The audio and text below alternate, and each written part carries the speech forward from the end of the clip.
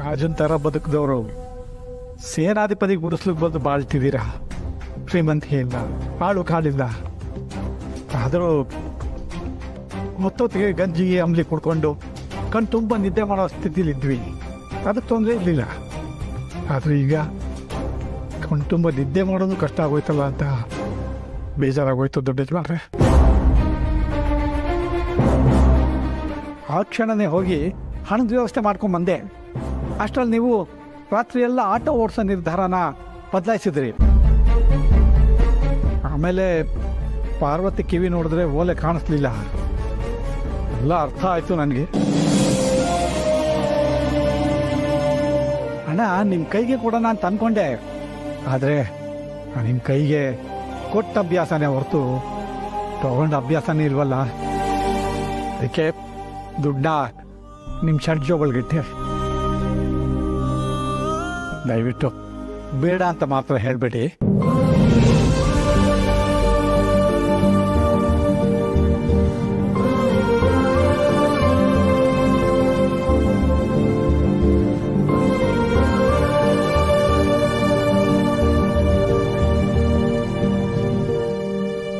ನೋಡ್ದಿಯಪ್ಪ ನೀನ್ ಅಳಿಯನ್ನ? ಅಲ್ಲ, ನನಗ್ ನಾಳೆನೆ ಓಲೆ ಬಿಡಿಸ್ಕೊಡ್ಬೇಕು, ಇಲ್ಲ ಅಂತಂದ್ರೆ ನಾನು ಊಟ ತಿಂಡಿ ಮಾಡಲ್ಲ ಅಂತ ಏನಾದ್ರು ಕುತ್ಕೊಂಡಿದ್ನಾ? ನೋಡು, ನೀನ್ ಹೇಳಿದ ತಕ್ಷಣ ನಾನು ಓಲೆ ಅಡ ಇಡೋದನ್ನ ಹೇಗ್ ಕೈ ಬಿಟ್ಬಿಟ್ರು ಅಂತ. ಅವ್ರಿಗೆ ನನಗಿಂತ ನಿನ್ ಮೇಲೆ ಪ್ರೀತಿ ವಿಶ್ವಾಸ ಜಾಸ್ತಿ. ಯಾಕಪ್ಪ, ಏನಾಯ್ತು? ನೀನು ನಿಜವಾಗ್ಲೂ ನನ್ನ ಮಗಳು ತಾನೆ? ನಿನಗೆ ಈಗ ಮದುವೆ ಆಗಿರಬಹುದು, ಆದರೆ ನನ್ನ ಬಾಂಧವ್ಯದಲ್ಲಿ ಏನು ವ್ಯತ್ಯಾಸ ಆಗಲ್ಲ ಅಂತ ಯಾವ ಅರ್ಥದಲ್ಲಿ ಹೇಳ್ಬೇಕು ನಿನಗೆ? ಅಲ್ಲಪ್ಪ, ನಾನೇನ್ ಮಾಡ್ದೆ? ದೊಡ್ಡ ಯಜಮಾನ್ರ ಕತೆ ಬಿಡು. ನೀನಾದರೂ ಪಾಪ ಆಸ್ಪತ್ರೆಗೆ ಹೋಗೋದು ದುಡ್ಡು ಬೇಕು ಅಂತ ಕೇಳೋದಕ್ಕೆ ಏನಾಗಿತ್ತು? ಆಸ್ಪತ್ರೆ ಚೆಕಪ್ಗೆ ದುಡ್ಡು ಹೊಂದ್ಸಕ್ಕಾಗದೇ ಇರೋಷ್ಟು ಕಷ್ಟನಾ ನಿಮ್ಮಪ್ಪನಿಗೆ? ಈಗಾಗ್ಲೇ ನೀನ್ ನಮ್ಮಿಬ್ಬರನ್ನೂ ನೋಡ್ಕೋತಿದ್ಯಾ, ಸುಮ್ಮನೆ ಯಾಕೆ ನಿನಗೆ ಕಷ್ಟ ಕೊಡೋದು ಅಂತ ಕೇಳಲಿಲ್ಲ. ನಾನು ನೆಮ್ಮದಿಯಾಗಿರೋದು ನಿಮ್ಗೆ ಇಷ್ಟ ಇಲ್ವಾ? ನಾಳೆ ಬರೋಂಥ ಮೊಮ್ಮಕ್ಕಳನ್ನ ನೋಡ್ಕೊಳಕ್ಕಾಗದೇ ಇರೋಂಥ ತಾತ ಅಲ್ಲ ನಾನು. ಮಕ್ಕಳ ಕಷ್ಟ ಕಾಲದಲ್ಲಿ ಅವ್ರಿಗೆ ಸಹಾಯ ಮಾಡಿದ್ರೆ ಅದರಿಂದ ಸಿಗೋ ಸುಖ ಎಂಥದ್ದು ಅಂತ ಗೊತ್ತಾ ನಿಮಗೆ? ಯಾಕೆ ನನ್ನ ಹೊರಗಿನ ಒಂಥರ ನೋಡ್ತೀರ ನೀವು? ನಾನು ನಿಮ್ಮಪ್ಪ. ನಿನ್ನ ಹೊಟ್ಟೆಯಲ್ಲಿ ಬೆಳೀತಿರೋದು ಅರಸನ ಕೋಟೆ ಕುಡಿನೇ ಇರಬಹುದು, ಆದರೆ ನನಗೂ ಮೊಮ್ಮಗರು ತಾನೆ.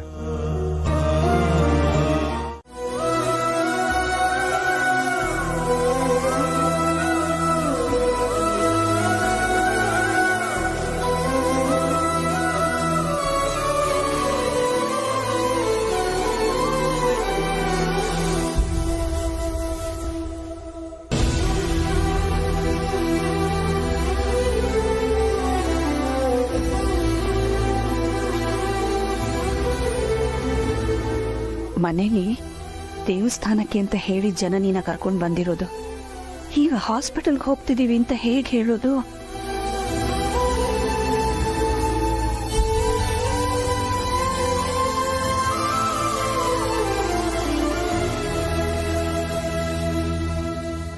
ಓ ಮೈ ಗಾಡ್, ಏನಾಯ್ತತ್ತೆ? ಅದು ಇವತ್ತು ನಿನ್ನ ಹಾಸ್ಪಿಟಲ್ ಕರ್ಕೊಂಡು ಹೋಗಿ ಸ್ಕ್ಯಾನಿಂಗ್ ಎಲ್ಲ ಮಾಡಿಸ್ಬೇಕಾಗಿತ್ತಮ್ಮ. ನಾನು ಮರ್ತೇ ಬಿಟ್ಟಿದ್ದೆ. ಜಯ ಮೆಸೇಜ್ ಮಾಡಿದ್ದಾಳೆ. ಅವಳ ಮೆಸೇಜ್ ನೋಡಿದ್ಮೇಲೆ ನನಗೆ ಜ್ಞಾಪಕಕ್ಕೆ ಬಂದಿದ್ದು. ಛೇ, ಎಂಥ ಕೆಲಸ ಆಗೋಯ್ತು. ಅದಕ್ಕೆ ಯಾಕೆ ಇಷ್ಟೊಂದು ಫೀಲ್ ಆಗ್ತಿದ್ದೀರಾ? ಫೀಲ್ ಮಾಡ್ಕೊಳ್ದೆ ಇರೋಕ್ಕಾಗತ್ತೇನಮ್ಮ? ನನ್ನ ಸೊಸೆ ಹೊಟ್ಟೆಲಿರೋ ನಮ್ಮ ವಂಶದ ಕೊಡಿ ಚಿತ್ರನ ಸ್ಕ್ಯಾನಿಂಗ್ನಲ್ಲಿ ಕಣ್ಣಾರೆ ನೋಡಬೇಕು, ಆನಂದ ಪಡಬೇಕು ಅಂತ ಅದು ಎಷ್ಟು ಕಾಯ್ತಾ ಇದ್ದೆ ನಾನು. ಈಗ ನಾವು ನಮ್ಮ ಫ್ಯಾಮಿಲಿ ಡಾಕ್ಟರ್ ಆಸ್ಪತ್ರೆಗೆ ಹೋದ್ರೇನೆ ಅದೆಲ್ಲ ನೆರವೇರೋದಕ್ಕೆ ಸಾಧ್ಯ. ಆದರೆ ನಾನು ನಿನ್ನ ಹತ್ರ ದೇವಸ್ಥಾನಕ್ಕೆ ಹೋಗ್ತಾ ಇದ್ದೀವಿ ಅಂತ ಹೇಳ್ಬಿಟ್ಟಿದ್ದೀನಿ. ಅಯ್ಯೋ ಅತ್ತೆ, ಅದಕ್ಕೆ ಯಾಕೆ ಇಷ್ಟೊಂದು ಟೆನ್ಷನ್ ಮಾಡ್ಕೋತಾ ಇದ್ದೀರಾ ನೀವು? ಅಲ್ಲ, ನಾವು ದೇವಸ್ಥಾನಕ್ಕೆ ಇನ್ನೊಂದಿನ ಹೋದ್ರೆ ಆಗುತ್ತಲ್ವಾ? ಆಗುತ್ತೆ, ಆದ್ರೆ ಇದ್ರೆಲ್ಲ ಏನೂ ಇಲ್ಲ ಅತ್ತೆ. ನೀವೇನಾದ್ರೂ ಹರಿಸ್ಕೊಂಡಿದ್ರೆ ಇಬ್ರು ಒಟ್ಟಿಗೆ ದೇವಸ್ಥಾನಕ್ಕೆ ಹೋಗಿ ಕ್ಷಮೆ ಕೇಳಿದ್ರಾಯ್ತು. ಇವತ್ತು ಹಾಸ್ಪಿಟಲ್ಗೆ ಹೋಗೋಣ ಅಷ್ಟೇ ಅಲ್ವಾ? ಎಷ್ಟು ಸಿಂಪಲ್ ಆಗಿ ಪ್ರಾಬ್ಲಮ್ ಅನ್ನ ಸಾಲ್ವ್ ಮಾಡ್ಬಿಟ್ಟಿಯಮ್ಮ ನೀನು. ಹಾಗೆ ಮಾಡೋಣ. ಅಭಯ ಹಾಸ್ಪಿಟ್ಲಿಗೆ ಹೋಗಪ್ಪ. ಅತ್ತೆ, ಅವ್ರು ಹೋದ್ಸರಿ ಕೊಟ್ಟಿದ್ ರಿಪೋರ್ಟ್ ತಗೊಂಡಿಲ್ವಲ್ಲ? ಕಾರಲ್ಲೇ ಇದೆಯಮ್ಮ. ಓ, ಹಾಗಾದ್ರೆ ಓಕೆ.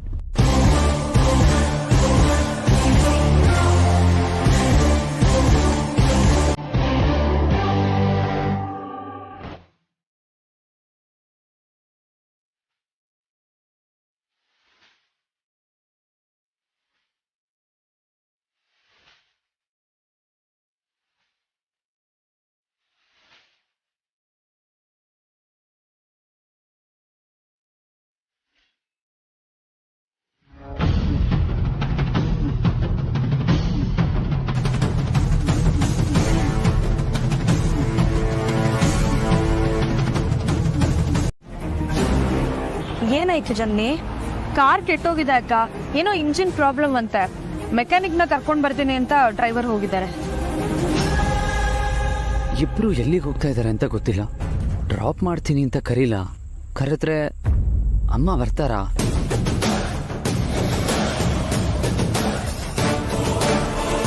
ಇವ್ರು 3 ಜನನ್ನ ಒಂದ್ ಮಾಡೋದಕ್ಕೆ ಇದೇ ಸರಿಯಾದ ಅವಕಾಶ.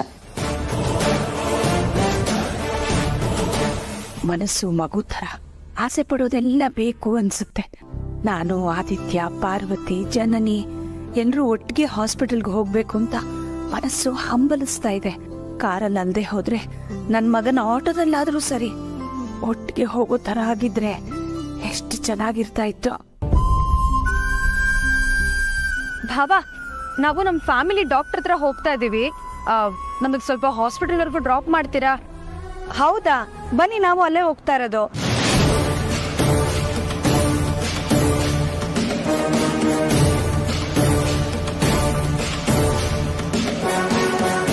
ಅದು ಯಜಮಾನ್ರಿಗೆ ಹುಷಾರಿರ್ಲಿಲ್ಲ, ಅದಕ್ಕೆ ಡಾಕ್ಟರ್ ತೋರ್ಸೋಣ ಅಂತ ಹೋಗ್ತಾ ಇದ್ವಿ.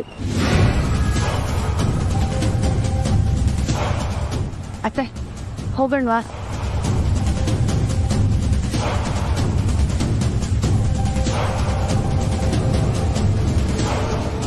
ತಕ್ಷಣ ಒಪ್ಕೊಂಡ್ರೆ ಡೌಟ್ ಬರುತ್ತೆ. ತೋರಿಕೆಗಾದ್ರೂ ನನಗಿಷ್ಟ ಇಲ್ಲ ಅನ್ಬೇಕು. ಇಲ್ಲಮ್ಮ, ನಾನು ಬರಲ್ಲ.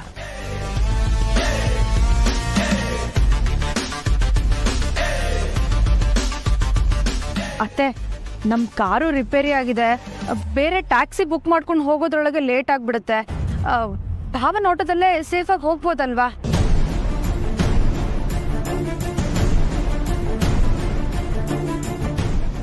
ಯಾಕೋ ನನ್ಗೂ ಸುಸ್ತಾಗ್ತಿದೆ ಅತ್ತೆ. ಹೌದಾ? ಹಾಗಾದ್ರೆ ಸ್ವಲ್ಪ ನೀರು ತಗೊಂಡ್ಬರ್ತೀನಿ. ತಡಿ. ಬೇಡ ಅತ್ತೆ, ತುಂಬಾ ಹೊತ್ತಿಂದ ನಾನು ಇಟ್ಕೊಂಡಿದ್ದೀನಲ್ವಾ, ಅದಕ್ಕೆ ಸುಸ್ತಾಗ್ತಿದೆ. ಹಾಸ್ಪಿಟಲ್ಗೆ ಹೋದ್ರೆ ಸರಿ ಹೋಗುತ್ತೆ. ಹೋಗೋಣವಾ? ನಿನಗೋಸ್ಕರ ನೀನ್ ಹೇಳ್ತಿದೀಯ ಅಂತ ಒಪ್ಕೋತೀನಮ್ಮ. ನಡಿ ಹೋಗೋಣ. ಬನ್ನಿ ಅಕ್ಕ. ಅತ್ತೆ ಬನ್ನಿ. ಓ ಹೌದು, ಪಾರ್ವತಿ ಹೊಟ್ಟೆಲಿರೋ ಮಗುನ ಕೊಲ್ಲೋದಕ್ಕೆ ನಾವು ಪ್ಲಾನ್ ಮಾಡಿದ್ವಿ, ಅದು ಫ್ಲಾಪ್ ಆಯ್ತು. ಮತ್ತೆ ಆ ಮಗುನ ಕೊಲ್ಲೋದಕ್ಕೆ ಇನ್ನೊಂದು ಅಟೆಂಪ್ಟ್ ಯಾತಕ್ಕೆ ಯೋಚನೆ ಮಾಡಿಲ್ಲ ನೀನು? ಯೋಚನೆ ಮಾಡದೆ ಇರೋ ಕ್ಷಣನೇ ಇಲ್ಲ. ಆದ್ರೆ ಆದಿತ್ಯನ್ ಬಗ್ಗೆ ಗೊತ್ತಿದ್ದು ಅದನ್ನ ಹೇಗೆ ಎಕ್ಸಿಕ್ಯೂಟ್ ಮಾಡೋದು?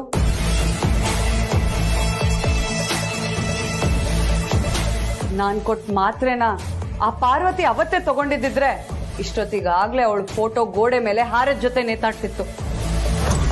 ಆದ್ರೆ ಆದಿತ್ಯನ ಬುದ್ಧಿವಂತಿಕೆ, ಕಾಮನ್ ಸೆನ್ಸ್ ಅವಳ ಮಾತ್ರೆ ತಗೊಳ್ಳೋದನ್ನ ತಡೀತು. ಒಂದ್ಸಲ ನಾನ್ ಕೊಟ್ಟ ಮಾತ್ರೆನ ಡಾಕ್ಟರ್ಗೆ ತೋರ್ಸೋಕ್ ಹೊರಟೋನು ಅದೇ ತರದ್ ಇನ್ನೊಂದ್ಸಲ ಏನಾದ್ರು ತಗೊಂಡೋಗ್ ಕೊಟ್ರೆ ಸುಮ್ನೆ ತಗೊಳಕ್ ಬಿಡ್ತಾನ? ಅವಸರಕ್ಕೆ ಬಿದ್ರೆ ಅಪಾಯ ನಂಗೇನೆ. ಅದಕ್ಕೇನೆ ಆ ಪಾರ್ವತಿ ಮತ್ತೆ ಆ ಅರ್ಸನ್ ಕೋಟೆ ಪಿಂಡದ ತಂಟೆಗೆ ನಾನು ಹೋಗಿಲ್ಲ. ಆದ್ರೆ ಪರ್ಮನೆಂಟ್ ಆಗಿ ಹಿಂದೆ ಸರ್ದಿಲ್ಲ. ಅವನ ಮಗುನ ಸಾಧ್ಯವಾದ್ರೆ ಆ ಪಾರ್ವತಿ ಪ್ರಾಣಕ್ಕೆ ಸಮೇತ ಮಣ್ಣಿಗೆ ಸೇರ್ಸೋಕೆ ಅವಕಾಶಕ್ಕೋಸ್ಕರ ಕಾಯ್ತಾ ಇದ್ದೀನಿ. ಸಿಕ್ಕಿದ್ರೆ ಖಂಡಿತ ಬಿಡಲ್ಲ. ಈ ವಿಷಯ ನಿಮಗೆ ನನಗೆ ಹೇಳ್ಬಾರ್ದು ಅಂತ ನಿಮ್ಮ ಹತ್ರ ಹೇಳಿದ್ರೇನೋ, ಆದ್ರೆ ಈ ವಿಷಯ ನನಗೆ ಗೊತ್ತು. ಆದ್ರೆ ನನಗೆ ಗೊತ್ತು ಅಂತ ಅವರಿಬ್ರಿಗೆ ಗೊತ್ತಿಲ್ಲ. ದಯವಿಟ್ಟು ನೀವು ಗೊತ್ತು ಮಾಡಬೇಡಿ.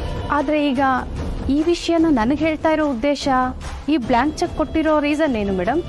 ಪಾರ್ವತಿ ಹೊಟ್ಟೆಲಿ ಬೆಳೀತಾ ಇರೋದು ಅರಸನ ಕೋಟೆಯ ವಂಶದ ಕುಡಿ.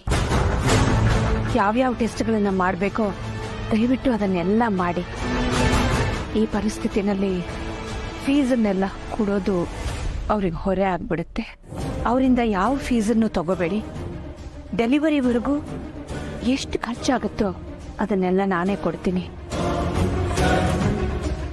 ಅದಕ್ಕೋಸ್ಕರನೇ ಈ ಬ್ಲ್ಯಾಂಕ್ ಚೆಕ್. ಆದಿತ್ಯ ಸರ್ ಕೇಳಿದ್ರೆ ಯಾಕೆ ಹೇಳಿದ್ರು ನಾನು ಹೇಳ್ತೀನಿ ಒಂದು ವಿಷಯನ, ಹಾಗೇ ಹೇಳಿ, ಯಾರಿಗೂ ಏನೂ ಅನುಮಾನ ಬರಲ್ಲ.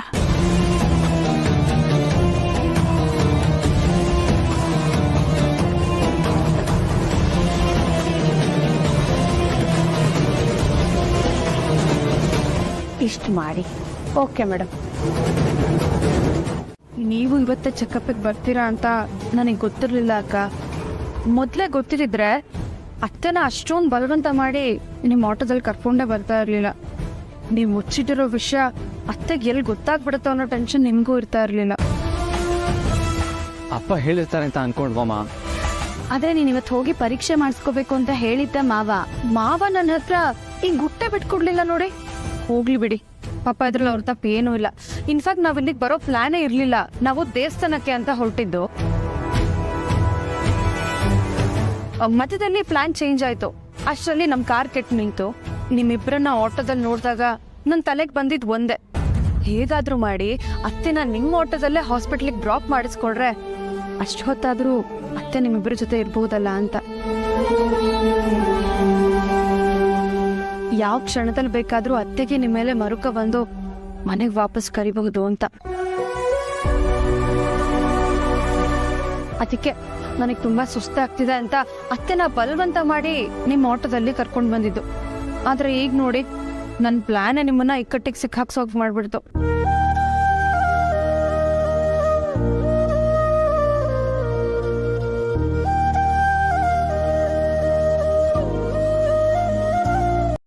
ಸುಸ್ತಾಗ್ತಿದೆ ಅತ್ತೆ, ಸುಸ್ತು. ಜನನಿ ಕೂತ್ಕೊಮ್ಮ, ಕೂತ್ಕೊ.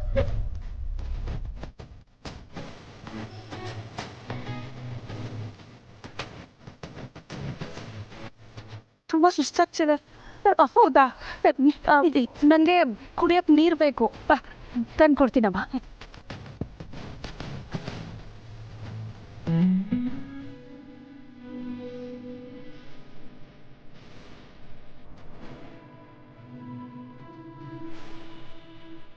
ಜನನಿ, ಕುಡಿಮ್ಮ, ಕುಡಿ.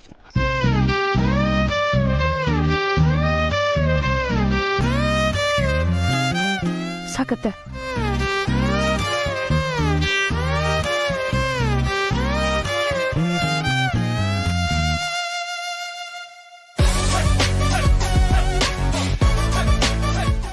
ಈ ಜನನಿ ಅಖಿಲಕ್ಕನ್ನ ಲಾಕ್ ಮಾಡಬಹುದು, ಬಟ್ ಈ ದಾಮಿನಿನ ನೆವರ್. ನಾನೇ ಒಂದ್ಸಲ ಹೋಗಿ ಪಾರ್ವತಿ ಯಾಕೆ ಆಸ್ಪತ್ರೆಗೆ ಬಂದಿದ್ದಾಳೆ ಅಂತ ತಿಳ್ಕೊಂಡು ಬರ್ತೀನಿ.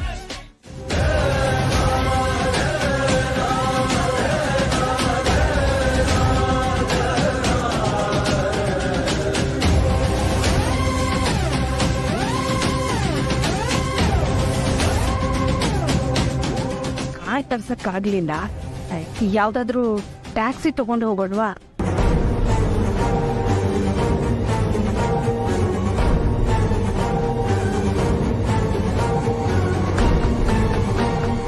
ಹೇಗೂ ಪಾರ್ವತಿನ ಡ್ರಾಪ್ ಮಾಡಕ್ಕೆ ಆದಿ ಮನೆಗೆ ಹೋಗ್ತಿದ್ದಾನೆ. ನಮ್ಮನ್ನು ಕರಿಬಾರ್ದಾ? ಚನ್ನಿ, ಪಾರುನ ಡ್ರಾಪ್ ಮಾಡೋದಕ್ಕೆ ಮನೆ ಹತ್ರ ಹೋಗ್ತಾ ಇದ್ದೀನಿ. ನೀವು ಬರೋದಾದ್ರೆ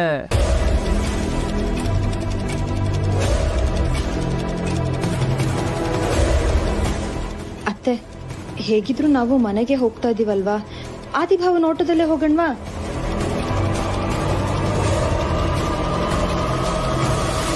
ನೋಡಮ್ಮ ಜನನಿ, ಈ ಸಮಯದಲ್ಲಿ ನಿನ್ ಯಾವ ಆಸೆಗೂ ನಾನು ಬೇಡ ಅಂತ ಹೇಳಲ್ಲ. ನೀನ್ ಕೇಳ್ತಿದೀಯ ಅಂತ ಒಪ್ಕೋತೀನಿ.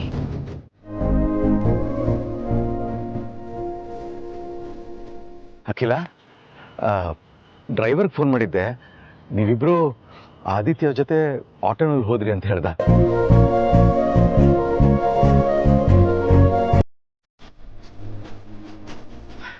ಈ ನೆಪದಲ್ಲಾದ್ರೂ ಅಮ್ಮ, ಮಗ, ಸೊಸೆಂದ್ರು ಒಟ್ಟಿಗೆ ಸ್ವಲ್ಪ ಸಮಯ ಕಳೆಯ ಹಾಗಾಯ್ತಲ್ಲ. ತುಂಬ ಖುಷಿ ಆಗ್ತಾ ಇದೆ. ಈಗ ನಿನ್ನನ್ನು ಮಗ ಸೊಸೆ ಜೊತೆ ಈ ಥರ ನೋಡೋಕ್ಕೆ ಮನಸ್ಸಿಗೆ ಎಷ್ಟು ನೆಮ್ಮದಿ ಅನಿಸ್ತದೆ ಗೊತ್ತಾ?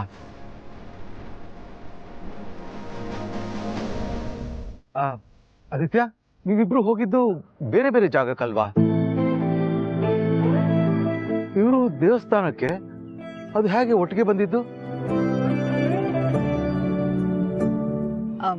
ಅದು ಮಾವ, ನಾನು ಅತ್ತೆ ದೇವಸ್ಥಾನಕ್ಕೆ ಅಂತಾನೆ ಹೊರಟಿದ್ದು. ಆದ್ರೆ ದಾರಿ ಮಧ್ಯದಲ್ಲಿ ಇವತ್ ನನ್ ಡಾಕ್ಟರ್ ಅಪಾಯಿಂಟ್ಮೆಂಟ್ ಇದೆ ಅಂತ ಅತ್ತೆಗೆ ನೆನ್ಪಾಯ್ತು. ಅದಕ್ಕೆ ನಾನೇ ಹೇಳಿದ್ದು ಇವತ್ತೇ ಹಾಸ್ಪಿಟಲ್ಗೆ ಹೋಗೋಣ ಅಂತ. ಅಷ್ಟಲ್ಲಿ ನೋಡಿದ್ರೆ ಆದಿಭವ ಮತ್ತೆ ಪಾರ್ವತಿ ಅಕ್ಕನು ಅದೇ ಹಾಸ್ಪಿಟಲ್ಗೆ ಹೊರಟಿದ್ರು.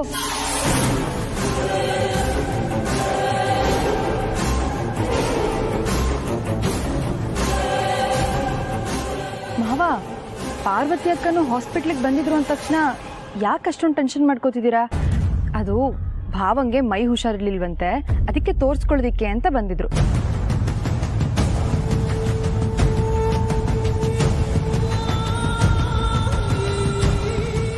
ಈಗ ಯಾವ ನೋವನ್ನು ನೆಗ್ಲೆಕ್ಟ್ ಮಾಡೋದಿಕ್ಕೆ ಆಗಲ್ಲ ಅಲ್ವಾ? ಅದಕ್ಕೆ ಔಷಧಿ ಬರ್ಸ್ಕೊಂಡು ಹೋಗೋದಕ್ಕೆ ಬಂದಿದ್ರು ಅಲ್ವಾ ಅಕ್ಕ?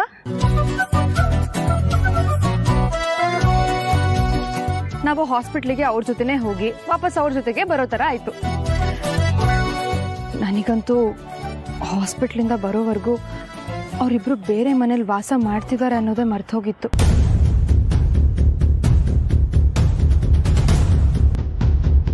ಹಾಸ್ಪಿಟ್ಲಿಂದ ಬಂದ್ಮೇಲೆ ಎಲ್ಲರೂ ಸೀದಾ ಅರಸನ್ ಕೋಟೆಗೆ ಬರ್ತೀವಿ ಅಂತ ಅನ್ಕೊಂಡಿದ್ದೆ. ನಾನು ಅಕ್ಕ ಇಬ್ರು ಇದೇ ಮನೆಗೆ ವಾಪಸ್ ಬರ್ತೀವಿ.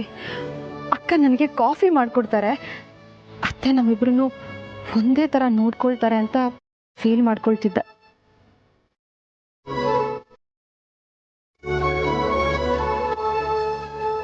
ಆದ್ರೆ ನಾನು ಫೀಲ್ ಮಾಡಿದ ತಕ್ಷಣ ಎಲ್ಲ ನಿಜ ಆಗ್ಬಿಡಲ್ಲ ಅಲ್ವಾ?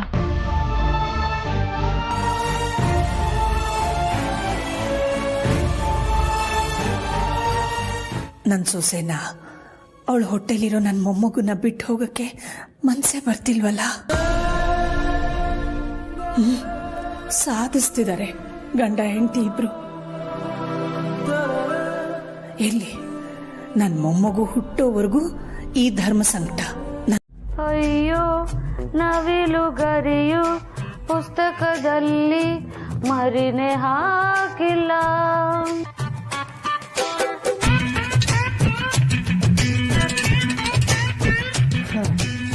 ದಾಮು, ಏನೇ ಇದು 3 ಹೊತ್ತು ನವಿಲುಗರಿ ಇಟ್ಕೊಂಡೇ ಕೂತಿರ್ತೀಯಲ್ಲ.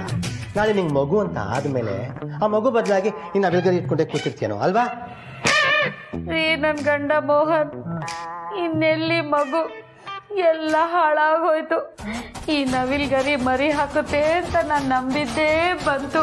ಅವತ್ತೊಂದಿನ ವಾಂತಿ ಆಯ್ತಲ್ಲ, ಚೆಕಪ್ ಹೋಗಿದ್ವಲ್ಲ, ಆ ಡಾಕ್ಟರ್ ರಿಪೋರ್ಟ್ ಕಳ್ಸಿದ್ಮೇಲೆ ನಾನು ಬಸ್ರಿ ಅಂತ ಅನ್ಕೊಂಡಿದ್ದೇ ಬಂತು. ನವಿಲು ಮರಿನೂ ಹಾಕ್ಲಿಲ್ಲ, ನಾನು ಬಸ್ರಿನೂ ಆಗ್ಲಿಲ್ಲ. ನೀನು ಬಸ್ರಿ ಅಲ್ವಾ? ಯಾರು ಹಾಗಂತ ಹೇಳಿದ್ದು? ಸಾಕ್ಷಾತ್ ಡಾಕ್ಟ್ರೇ ಕಣ್ರಿ. ನಾವು ಎಂಥ ಒಳ್ಳೆ ಸುದ್ದಿ ಹೇಳಿದ್ಯೇ. ನಿನ್ನ ಬಾಯಿಗೆ ಕಲ್ಲು ಸಕ್ಕರೆ ಹಾಕ್ಬೇಕು ಕಣೆ. ಈ ವಯಸ್ಸಿನಲ್ಲಿ ನಾವು ಅಪ್ಪ ಅಮ್ಮ ಆಗ್ತಿದ್ದೀವಿ ಅಂತ ರಿಲೇಷನ್ಸ್ಗೆಲ್ಲ ಹಾಗಪ್ಪ ಹೇಳೋದು. ಮಕ್ಕಳಿಗಾದ್ರೂ ಈ ವಯಸ್ಸಿನಲ್ಲಿ ನಿಮಗೆ ತಮ್ಮನೋ ತಂಗಿನೋ ಬರ್ತಿದ್ದಾರೆ ಅಂತ ಹಾಗಪ್ಪ ಹೇಳೋದು ಅಂತ ಒದ್ದಾಡ್ತಿದ್ದೆ ಕಣೆ. ಈಗ ನನ್ನ ಮನಸ್ಸಿನ ದೊಡ್ಡ ಭಾರ ಕಮ್ಮಿ ಆಯ್ತು ಕಣೆ. Thank you so much. Thanks ಇಷ್ಟು ಬೆಂಕಿ ಹಾಕ ನನ್ನ ಫೀಲಿಂಗ್ಸ್ನ ನೀವು ಅರ್ಥನೇ ಮಾಡ್ಕೊಳ್ಳಿಲ್ಲ ಅಲ್ವಾ? ನಾನು ಬಸ್ರಿ ಅಂತ ರಿಪೋರ್ಟ್ ಬಂದಾಗಿಂದ ನನಗೇನಾದರೂ ತಿನ್ಬೇಕು ಅಂತ ಅನ್ಸಿದ್ರೆ ಅದು ಬಸ್ರಿ ಬೈಕೆ ಅಂತ ಅನ್ಕೊಂಡಿದ್ದೆ. ಏನಾದರೂ ಭಾರ ಎತ್ತುವಾಗ ಅಯ್ಯೋ ನಾನು ಬಸ್ರಿ ಇದನ್ನೆಲ್ಲ ಎತ್ತಬಾರ್ದು ಅಂತ ಎಚ್ಚರ ವಹಿಸ್ತಿದ್ದೆ. ಪ್ರೆಗ್ನೆನ್ಸಿ ಯೋಗ ಎಲ್ಲ ಶುರು ಮಾಡ್ಕೊಂಡಿದ್ದೆ. ಆ ಜನರಿಗೆ ಹೇಳ್ಕೊಟ್ಟಿದ್ದನ್ನ ಕದ್ದು ವಿಡಿಯೋ ಮಾಡಿಕೊಂಡು ಗೊತ್ತಾ. ಆದರೆ ಈಗ ಕುಂತ್ರು ನಿಂತರು ನಾನು ಗರ್ಭಿಣಿ ಅಂತ ಅನ್ಸೋಕ್ ಶುರುವಾಗಿತ್ತು. ಇನ್ನೇನು ಹಾಸ್ಪಿಟ್ಲಿಂದ ನನಗೆ ರಿಪೋರ್ಟ್ ಬರುತ್ತೆ, ಅಕ್ಕನಿಗೆ ತೋರಿಸಿ ನಾನು ಬಸ್ರಿ ಅಂತ ಹೇಳಿದ್ರೆ ಜನನಿ ನೋಡ್ಕೊಳ್ಳೋ ಹಾಗೆ ನನ್ನನ್ನು ತುಂಬ ಹಾರೈಕೆಯಿಂದ ನೋಡ್ಕೊಳ್ತಾರೆ ಅಂತ ಎಷ್ಟು ಆಸೆ ಇತ್ತು ಗೊತ್ತಾ. ಅವನು ಒಂದು ತಪ್ಪು ರಿಪೋರ್ಟಿಂದ ನನ್ನ ಆಸೆ ಎಲ್ಲ ಮಣ್ಪಾಲಾಗೋಯ್ತು. ರಿಪೋರ್ಟ್ನ ಅದ್ಲು ಬದಲು ಮಾಡಿರೋ ಮನೆ ಹಾಳಾಗ ಹೆಂಡತಿಗೂ ತಪ್ಪು ರಿಪೋರ್ಟ್ ಹೋಗ. ಏನಿಲ್ಲ ತಾಮು, ಹೋಗ್ಲಿ ಬಿಡೆ. ನಮ್ಮ ಅದೃಷ್ಟದಲ್ಲೇ ಇರೋದಕ್ಕೆ ಬೇರೆಯವ್ರಿಗೆ ಶಾಪ ಹಾಕಿ ಏನು ಪ್ರಯೋಜನ? ನಮ್ಗೇನು ಮಕ್ಕಳಿಲ್ಲ ಅಂತೇನಿಲ್ವಲ್ಲ, ಮುದ್ದಾದ 2 ಮಕ್ಕಳಿದ್ದಾರೆ ಕಣೆ, ಅಷ್ಟು ಸಾಕಲ್ವಾ? ಏಯ್, ಈ ಮನೇಲಿ ನಿಂಗೆ ಏನೇ ಕಮ್ಮಿ ಆಗಿದೆ, ಇರೋದ್ರಲ್ಲಿ ತೃಪ್ತಿ ಪಡೋದನ್ನ ಕಲ್ತ್ಕೋ. ಇವತ್ತು ಜನನಿ ತಾಯಿ ಆಗ್ತಾ ಇದ್ದಾಳೆ, ನಾಳೆ ಪಾರ್ವತಿ ತಾಯಿ ಆಗ್ಬಹುದು. ಕೇಳಿ ಸಂತೋಷ ಪಡೋಣ, ನಮ್ಮ ಕೈಲಾದ ಆರೈಕೆ ಮಾಡೋಣ, ಸರಿನಾ?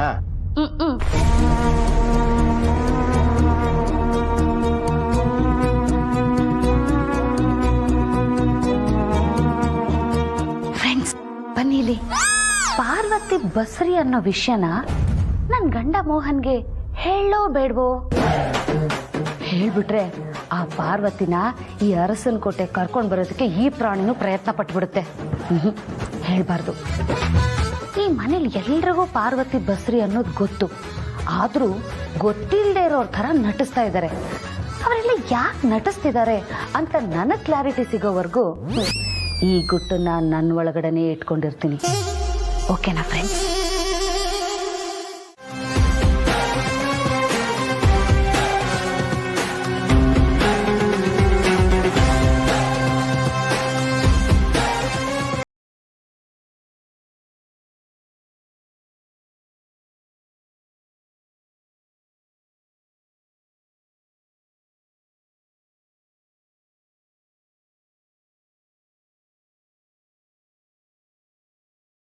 ಫ್ರೆಂಡ್ಸ್, ಈ ಅರಸನ ಕೋಟೆಯಲ್ಲಿ ಏನ್ ನಡೀತಾ ಇದೆ?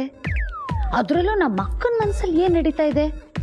ಅಲ್ಲ, ಆ ಪಾರ್ವತಿ ಬಸ್ರಿ ಅಂತ ನಮ್ಮ ಅಕ್ಕನಿಗೆ ಗೊತ್ತಿದ್ದು ಮನೇಲಿ ಯಾರ ಹತ್ರನೂ ಯಾಕೆ ಬಾಯಿ ಬಿಡ್ತಾ ಇಲ್ಲ? ಆದಿ ಪಾರ್ವತಿ ಮನೆ ಬಾಗ್ಲಿಗೆ ಬಂದ್ರು ಯಾಕೆ ಮನೆ ಒಳಗೆ ಕರೀಲಿಲ್ಲ? ಆದ್ರೂ ಆ ಡ್ರೈವರ್ ಮನೆ ಕಡೆ ಯಾಕೆ ನೋಡ್ತಾ ನಿಂತಿರ್ಬೋದು? ಫ್ರೆಂಡ್ಸ್ ಬನ್ನಿ, ಬಚ್ಚಿಟ್ಕೊಂಡು ನೋಡೋಣ.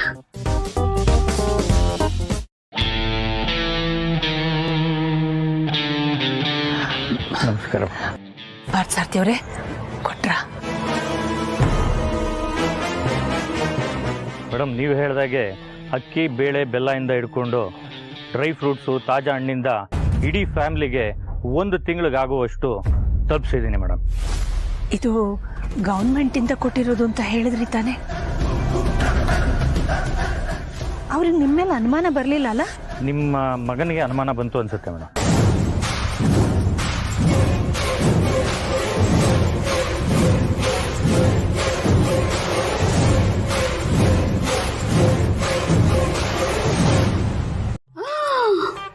ಅಯ್ಯೋ ದೇವ್ರೆ, ಹಾಗೆ ಮಾತ್ರ ಆಗ್ಬಾರ್ದು. ಈಗಲೇ ಹೋಗಿ ಆದಿತ್ಯನ ಹತ್ರ ಇದನ್ನೆಲ್ಲ ಕಳಿಸಿರೋದು ನಿಮ್ಮಮ್ಮ ಅಂತ ಹೇಳ್ಬಿಟ್ಟು ಬರ್ತೀನಿ. ಅಯ್ಯಯ್ಯೋ, ನಾನೇನಾದ್ರೂ ಹಂಗೆ ಮಾಡ್ಬಿಟ್ರೆ ನಾನೇ ರೆಡ್ ಕಾರ್ಪೆಟ್ ಹಾಸಿ ಅರಸನ ಕೋಟೆಗೆ ಅವರಿಬ್ಬರನ್ನು ವೆಲ್ಕಮ್ ಮಾಡ್ದಂಗಿರುತ್ತೆ. ಅಯ್ಯೋ, ಹಂಗೆ ಮಾಡೋಕ್ಕಾಗಲ್ಲ. ಏನು ಮಾಡಲಿ? ಫ್ರೆಂಡ್ಸ್, ಏನು ಹಂಗೆ ನೋಡ್ತಿದ್ದೀರಾ? ಒಂಚೂರು ಏನಾದ್ರೂ ಐಡಿಯಾ ಕೊಡಿಪ್ಪ ಪ್ಲೀಸ್. ಹುಟ್ಟಿದ ಅಣ್ಣ ತಮ್ಮಂದ್ರು, ಬೆಳೀತಾ ದಾಯಾದಿಗಳು, ಸೂಪರ್. ಇದೇ ಪಾಯಿಂಟ್ ಇಟ್ಕೊಂಡು ಪ್ರೀತು ಮನ್ಸಲ್ಲಿ ಆದಿತ್ಯನ ಬಗ್ಗೆ ಚಾಡಿ ಹೇಳ್ತೀನಿ. ಹೇಗೂ ಜನನಿಗೆ ಪಾರ್ವತಿ ಪ್ರೆಗ್ನೆಂಟ್ ಅಂತ ಗೊತ್ತು. ನೋಡ್ದ್ಯಾ ಜನನಿ, ಪಾರ್ವತಿ ಪ್ರೆಗ್ನೆಂಟ್ ಅಂತ ಗೊತ್ತಾದ್ಮೇಲೆ ಅಕ್ಕ ನಿನ್ನೆಷ್ಟು ಕಡೆಗಣಿಸ್ತಿದ್ದಾರೆ ಅಂತ ಹೇಳ್ತೀನಿ. ಜನನಿ ಪಾರ್ವತಿ ವಿರುದ್ಧ ನಿಂತ್ರೆ ಈ ಮನೆ ನನಗಿಷ್ಟ ಇಲ್ದಿರೋ ನೀನು ನಡೆಯಲ್ಲ.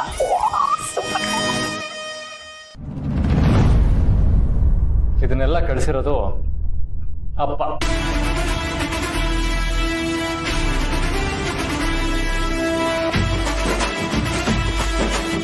ಅಪ್ಪೋರ ಕಳಿಸಿರೋದು ಅಂತ ಹೇಗೆ ಹೇಳ್ತೀರಾ? ನಾನು ಒಂದಷ್ಟು ಗೌರ್ಮೆಂಟ್ ಸ್ಕೀಮ್ಗಳ ಬಗ್ಗೆ ತಿಳ್ಕೊಂಡಿದ್ದೀನಿ. ಫಸ್ಟ್ ಆಫ್ ಆಲ್, ಅವ್ರ ತಾಯಿ ಕಾರ್ಡ್ ಬಗ್ಗೆ ಹೇಳಿದ್ರು. ನಮಗೆ ತಾಯಿ ಕಾರ್ಡ್ ಬೇಕು ಅಂದರೆ ಮೊದಲು ಹೆಸರನ್ನ ಅಂಗನವಾಡಿಯಲ್ಲಿ ರಿಜಿಸ್ಟರ್ ಮಾಡಿಸ್ಬೇಕು. ಆದರೆ ಅದನ್ನು ನಾವು ಮಾಡಿಸೇ ಇಲ್ಲ. ನಮ್ಗೆ ಅದ್ರ ಬಗ್ಗೆ ಮಾಹಿತಿನೇ ಇಲ್ಲ ಅಂತ ಅನ್ಕೊಳ್ಳೋಣ. ಅಟ್ಲೀಸ್ಟ್ ಅವ್ರು ಇದನ್ನೆಲ್ಲ ಕೊಡುವಾಗ ತಾಯಿ ಕಾರ್ಡ್ ಕೊಡಬೇಕು ತಾನೆ. ಎಲ್ಲಕ್ಕಿಂತ ಮುಖ್ಯವಾಗಿ ಅಕ್ಕಿ ಬೇಳೆ ಬೆಲ್ಲ ಎಲ್ಲ ಓಕೆ, ತಾಯಿ ಕಿಟ್ ಅಂತ ಹಣ್ಣುಗಳನ್ನ ಕಳಿಸ್ತಾರೆ. ಅಲ್ಲಿಗೆ ಪಾರ್ವತಿಗೆ ತಾಯಿ ಕಾರ್ಡ್ ಹೆಸರಲ್ಲಿ ಇದೆಲ್ಲ ತಲುಪಲಿ ಅಂತ ಅಪ್ಪನೇ ಕಳಿಸಿರೋದು. ಅಲ್ಲ, ಅಪ್ಪವರು ಈ ಥರದ ದಾರಿ ಯಾಕೆ ಕಂಡುಕೊಂಡ್ರು? ಅಪ್ಪ ನಾನು ನಿನಗೆ ಇನ್ಫ್ಲೂಯೆನ್ಸ್ ಮಾಡಿ ಕೆಲಸ ಕೊಡಿಸ್ತೀನಿ ಅಂತ ಹೇಳಿದರು. ನಾನು ಬೇಡ ಅಂತ ಹೇಳಿದ್ದೆ. ನಿನ್ನೆ ಡಾಕ್ಟರ್ ಹತ್ರ ಹೋದಾಗ ಪಾರ್ವತಿಗೆ ವಿಟಮಿನ್ ಕಮ್ಮಿ ಆಗಿದೆ, ನೀನು ಹಣ್ಣು ತರಕಾರಿ ಕಾಳುಗಳನ್ನ ಚೆನ್ನಾಗಿ ತಿನ್ಬೇಕು ಅಂತ ಡಾಕ್ಟರ್ ಹೇಳಿದ್ರು.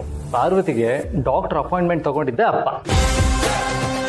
ಹಾಗಾಗಿ ಅಪ್ಪ ಪಾರ್ವತಿ ಆರೋಗ್ಯದ ವಿಚಾರನ ಡಾಕ್ಟರ್ ಹತ್ರ ತಿಳ್ಕೊಂಡಿರ್ತಾರಲ್ವಾ, ಹಾಗಂತ ಅವರು ದುಡ್ಡು ಕೊಟ್ರೆ ನಾನು ತಗೊಳ್ಳಲ್ಲ ಅಂತ ಅವ್ರಿಗೆ ಚೆನ್ನಾಗಿ ಗೊತ್ತು. ಅದಕ್ಕೆ ಈ ದಾರಿ ಕಂಡ್ಕೊಂಡಿದ್ದಾರೆ. ಆಮೇಲೆ ನಾನು ಆಟೋ ಓಡಿಸ್ತಾ ಇರೋದ್ರಿಂದ ಅಂಥ ಇನ್ಕಮ್ ಏನು ಬರ್ತಾ ಇಲ್ಲ ಅಂತ ಅವ್ರಿಗೂ ಚೆನ್ನಾಗಿ ಗೊತ್ತು. ಆಮೇಲೆ ಇದನ್ನೆಲ್ಲ ನಿಮ್ಮ ಸಂಪಾದನೆಯಿಂದ ಮ್ಯಾನೇಜ್ ಮಾಡೋಕ್ಕಾಗಲ್ಲ ಅಂತ ಅಪ್ಪ ಪಾರ್ವತಿಗೆ ಈ ವ್ಯವಸ್ಥೆ ಮಾಡಿದ್ದಾರೆ. ಪಾಪ ಅಪ್ಪರು, ನಾನು ಮಾತಾಡ್ತೀನಿ ಹಿರಿಯ ಅಪ್ಪವ್ರ ಹತ್ರ. ಅವ್ರ ಸೊಸೆಗೆ ಊಟ ತಿಂಡಿ ತಂದ್ಕೊಟ್ಟಂಗೆ ಇದನ್ನು ನೇರವಾಗಿ ತಂದ್ಕೊಡಿ ಅಂತ ಹೇಳ್ತೀನಿ. ಬೇಡ ಸಾರ್ತಿ, ಈ ವಿಷಯನ ನೀವು ಹೇಳೋ ಅಷ್ಟೇ ಅಪ್ಪ ಸಿಂಪಲ್ ಆಗಿ ತೊಗೊಂಡಿದ್ದಿದ್ರೆ ಅವರೇ ತಂದು ಕೊಡ್ತಿದ್ರು ಅಲ್ವಾ. ಮೋಸ್ಟ್ಲಿ ಅವರು ನಮ್ಗೆ ಯಾರಿಗೂ ಇದು ಗೊತ್ತಾಗಬಾರ್ದು ಅಂತ ಅಂದ್ಕೊಂಡಿದ್ದಾರೆ ಅಂತ ಅನಿಸುತ್ತೆ.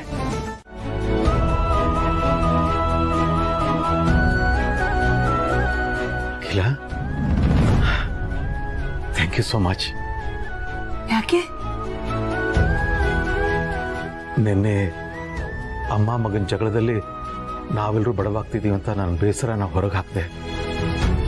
ನಿನ್ನೆಯಿಂದ ಯೋಚನೆ ಮಾಡ್ತಿದ್ದೆ ನಿನ್ನ ಮುಖದಲ್ಲಿ ಹೇಗೆ ನಗು ತರಿಸೋದು ಅಂತ. ಆದರೆ ಈಗ ನಿನ್ನ ನಗು ನೋಡಿ ನನ್ನ ಮನಸ್ಸಿಗೆ ಸಮಾಧಾನ ಆಯಿತು. ಅದಕ್ಕೆ ಥ್ಯಾಂಕ್ ಯು ಹೇಳಿದೆ. ಆದರೂ ಈ ನಗು ಮಾಮೂಲಿ ಥರ ಇಲ್ಲ, ಇದರಲ್ಲಿ ಏನೋ ಒಂದು ಸ್ಪೆಷಲ್ ಟಚ್ ಇದೆ. ಕಣ್ಣಲ್ಲಿ ಹೊಳಪು, ನಗುನಲ್ಲಿ ಬೆಳಕು. ಇದ್ರ ಹಿಂದೆ ಇರೋ ರಹಸ್ಯ ಏನು ಅಂತ ಈ ಬಡಪಾಯಿ ಗಂಡನಿಗೂ ಹೇಳ್ಬೋದಾ? ನಮ್ಮ ಸೊಸೆ ಬಗ್ಗೆ, ಅವಳು ಹೊಟ್ಟೆಲ್ ಬೆಳೀತಾ ಇರೋ ನಮ್ಮ ವಂಶದ ಕುಡಿ ಬಗ್ಗೆ, ನಮ್ಮ ಉತ್ತರಾಧಿಕಾರಿ ಬಗ್ಗೆ ಯೋಚನೆ ಮಾಡ್ತಿದ್ದೆ. ನಮ್ಮ ಮಗು ಚೆನ್ನಾಗಿ ಬೆಳಿಬೇಕು, ಅದು ಸುಖವಾಗಿರ್ಬೇಕು ಅನ್ನೋದಕ್ಕೆ ನಾನು ಏನೇನ್ ಮಾಡಬಹುದೋ ಅದನ್ನೆಲ್ಲ ಮಾಡ್ತಾ ಇದ್ದೀನಿ. ಆದ್ರೂ ಎಲ್ಲೋ ಒಂದ್ ಕಡೆ ಸಾಲದು ಅಂತ ಅನ್ನಿಸ್ತು.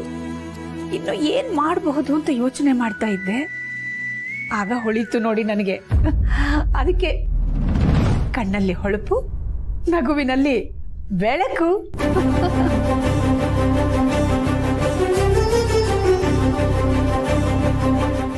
ರಮೇಶಣ್ಣ, ರಮೇಶಣ್ಣ, ರಮೇಶಣ್ಣ, ಆಟೋ ಕಾಣಿಸ್ತಾ ಇಲ್ಲ. ಆಟೋ ಕಾಣಿಸ್ತಾ ಇಲ್ವಾ? ಅಲ್ಲ, ಯಾರಾದ್ರೂ ಇದರಿಂದ ಆಚೆ ತಗೊಂಡೋಗಿದ್ದ ನೋಡಿದ್ರಾ? ನೈಟ್ ಡ್ಯೂಟಿನಲ್ಲಿ ಗೋಪಾಲಣ್ಣ ಇದ್ರು. ನಾನು ಇವಾಗ ತಾನೇ ಡ್ಯೂಟಿಗೆ ಎಂಟ್ರಿ ಆದೆ. ನಾನು ಬಂದ್ಮೇಲೆ ಯಾವ ಆಟೋನು ಹೊರಗಡೆ ಹೋಗಿಲ್ಲ ದೊಡ್ಡ ಯಜಮಾನ್ರೆ. ಸೆಕ್ಯೂರಿಟಿ ಯಾರೇ ಇದ್ರು ಕೂಡ ಅರ್ಸನ್ ಕೊಟ್ಟ ಯಾರೇ ಬರಲಿ ಹೋಗ್ಲಿ ಎಂಟ್ರಿ ಮಾಡ್ಸೋದು ನಾವು ಮರೆಯಲ್ಲ. ಇರಿ ದೊಡ್ಡ ಯಜಮಾನ್ರೆ, ಚೆಕ್ ಮಾಡ್ತೀನಿ. ರಾತ್ರಿ ಯಾರು ಬಂದೋಗಿದ್ರು ಗೊತ್ತಾಗುತ್ತೆ. ಇಲ್ಲ ರಮೇಶಣ್ಣ, ಬೆಳಗ್ಗೆ ತನಕ ಮನೆ ಮುಂದೆನೇ ಆಟೋ ಇತ್ತು, ಸ್ವಲ್ಪ ಮುಂಚೆ ಕಾಣಿಸ್ತಾ ಇಲ್ಲ ಅಷ್ಟೇ. ಇದೇನಿದು ದೊಡ್ಡ ಯಜಮಾನ್, ಆಶ್ಚರ್ಯ. ಮತ್ತೆ ಆಟೋ ಎಲ್ಲೋಯ್ತು?